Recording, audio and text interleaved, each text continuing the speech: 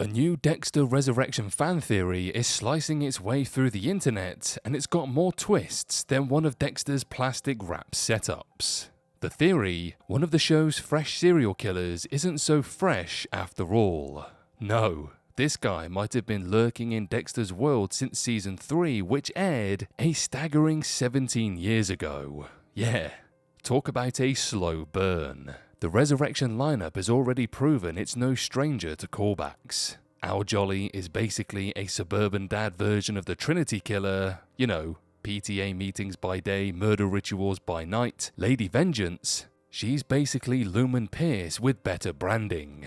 But here's where it gets really juicy. One killer, Leon Prater's mysterious Lowell, aka the Tattoo Collector, may actually have left his mark, pun very much intended, way back in Miami's blood-soaked glory days, and odds are, we didn't even notice.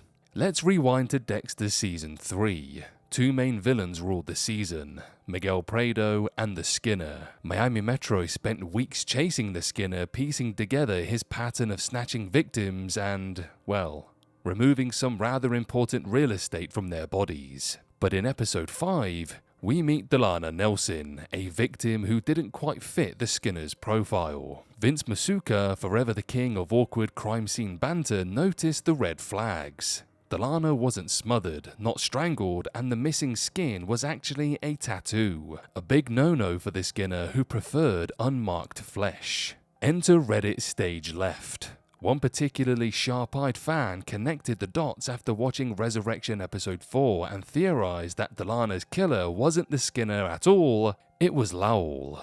His MO, knocking out victims with anesthesia and taking their tattoos like trophies. The method fits like a latex glove, and now that you're thinking about it, it's kind of impossible to unsee. But here's where things get almost poetic. Lowell's been shown willing to kill while out of town. New York, Miami, wherever the wind or discount flights take him. Could he have been on a little vacation in Miami during season 3, snagged Delana, and left the Skinner to take the blame? It's the kind of cold-blooded misdirection Dexter himself would probably admire if he weren't also busy trying to kill the guy.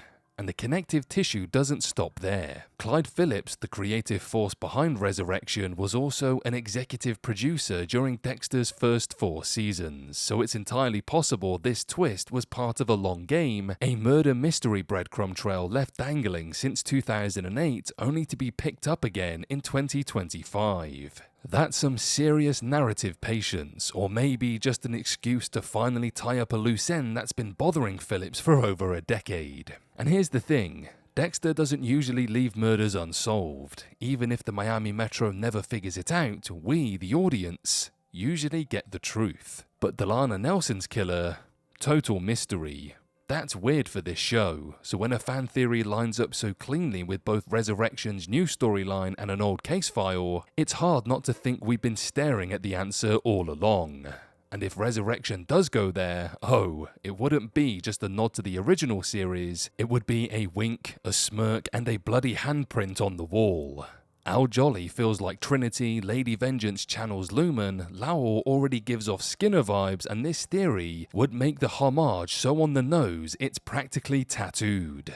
Now imagine the scene, Dexter, years older, finally connecting the dots and realizing this little thread from his past is still dangling. Lowell being revealed as Delana's killer wouldn't just solve a murder, it would feel like Resurrection closing a book on the last scraps of unfinished business from his Miami Metro days. And in a meta sense, that's exactly what Resurrection seems to be about. Cutting away the baggage, stitching up old wounds, and giving fans the kind of payoff they were denied the first time around. Besides, what better way to mark Resurrection as a true heir to the golden era of Dexter than by solving one of its old lingering cold cases? If this theory turns out to be true, Clyde Phillips might just pull off the ultimate long con, and we, the fans, get to be in on the kill. So, is Lowell really the one who took Delana's final breath and her tattoo, or is this just another case of the fandom spinning yarn thicker than Dexter's kill room tape? Either way, the next time you rewatch season 3, you might just find yourself looking at Delana Nelson's case with fresh eyes and maybe checking your own tattoos before booking that quick trip to Miami.